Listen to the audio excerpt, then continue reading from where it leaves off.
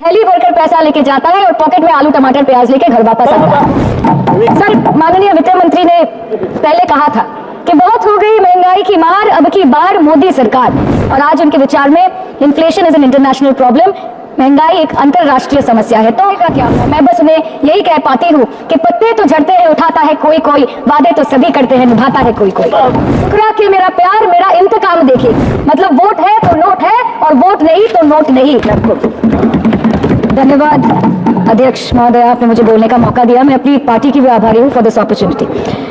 Madam, supplementary demand for grants is a constitutional pre-arrangement and I agree that it should definitely not be objected.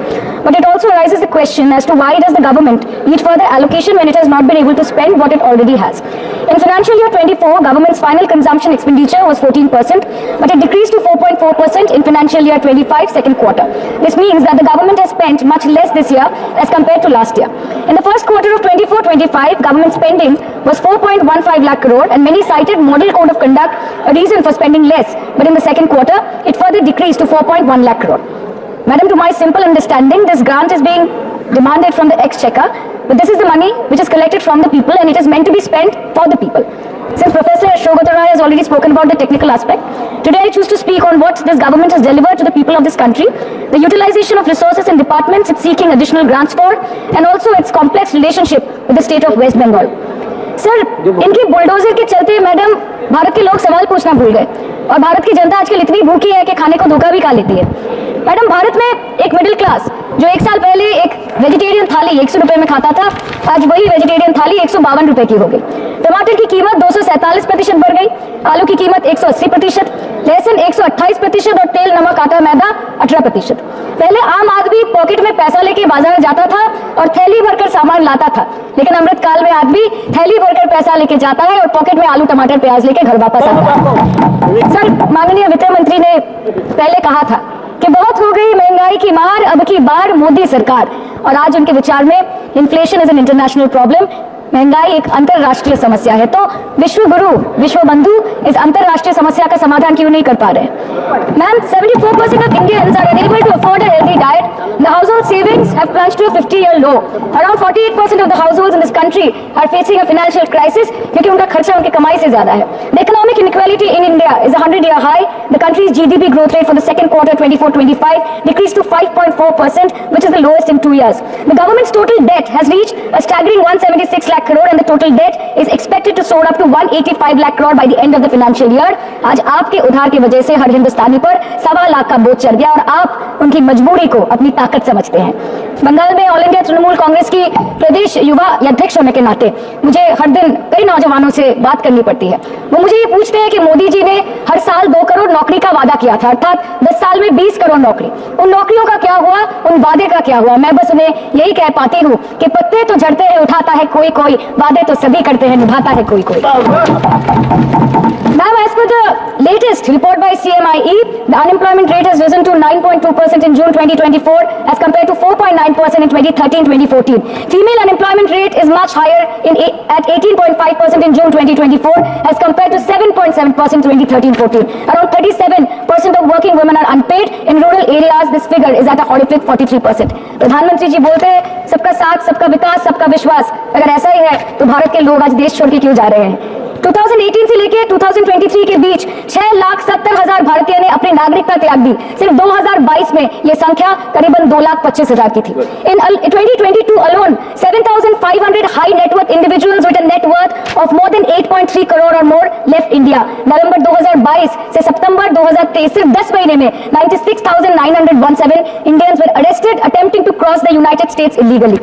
Modi ji कहते हैं कि वो सबके साथ है, मगर ये आंकड़े बोलते हैं जो सबका होता है वो किसी का नहीं होता। और बंगाल के साथ तो कुछ अलग ही रिश्ता है इनका। The relationship is that of quid pro को। ठुकरा के मेरा प्यार मेरा इंतकाम देखेगी, मतलब वोट है तो नोट है और वोट नहीं तो नोट नहीं। As per the available reports as on 19 July, rupees 1.23 lakh crore is already due from the government of West Bengal against flagship programs like Manrega, PM Awas Yojana, Gram Sadak Yojana, National Health Mission, Central Food Subsidy. Further, 40,806 crore is projected dues against these schemes, bringing the total amount to a staggering 1.71 lakh crore. Madam, health care की schemes में सिर्फ fund हमको दिया नहीं जाता क्योंकि colour coding colour coding match नहीं करता है। सो आप सबका साथ सबका विकास जो बोलते हैं, is it hinging on colour coding? आपको रंग पसंद नहीं तो आप बंगाल के लोगों को पैसा नहीं दोगे, और फिर आप आके बोलते हो कि हम बंगाल में जीत क्यों नहीं पाते? Ma'am, this is the reason, this step motherly attitude, जिसके लिए बंगाल के लोग हर बार इनको बड़े बड़े रसगुल्ला खिलाकर वापस दिल्ली भेज देते हैं। Even after making several attempts to crush our aspirations and our economy, Bengal government stands tall and true towards the commitment towards its people. Bengal में सिर्फ दीदी है तो मुमकिन है। The West Bengal government started transferring money to the bank accounts of 21 lakh people who worked for 100-day scheme without receiving any payments from the central government for Manrega. Even before Ayushman Bharat, in Bengal, Shastra Shati, a cashless scheme was launched, providing treatment cost up to 5 lakh per person belonging to any strata of the society. आज कलकत्ता की किसी आलिशान private hospital में जहाँ पे एक अमीर आदमी की चिकित्सा होती है, वही बगल वाले बेड में एक गरीब मजदूर, एक गरीब किसान की भी ट्रीटमेंट होती है। यही है ममता बनर्जी का विकास। और आपके अमृत काल में the cost of medical treatment has been doubled in the last 5 years। आप फार्मास्यूटिकल्स के सर आरजीकर पे बात ना बोले, आपकी सीबीआई पे अभी तक कुछ बोल नहीं पाए। हम लोगों ने जो हमारी पुलिस ने जो बोला था, that's still sticking to that. So उसके बारे में बात करें, ठीक है? आप उत्तर प्रदेश के बारे में बात करें ना sir. Sir, medical inflation is at 14%। Regularly लिए जाने वाले दवाइयों की कीमत 50% बढ़ गई। आप सिविल एविएशन के लिए ग्रांट्स मांग रहे हैं।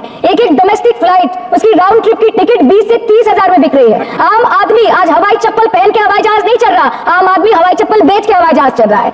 You are demanding funds for education but conveniently ignoring the fact that 11 lakh children have dropped out of school according to your own data.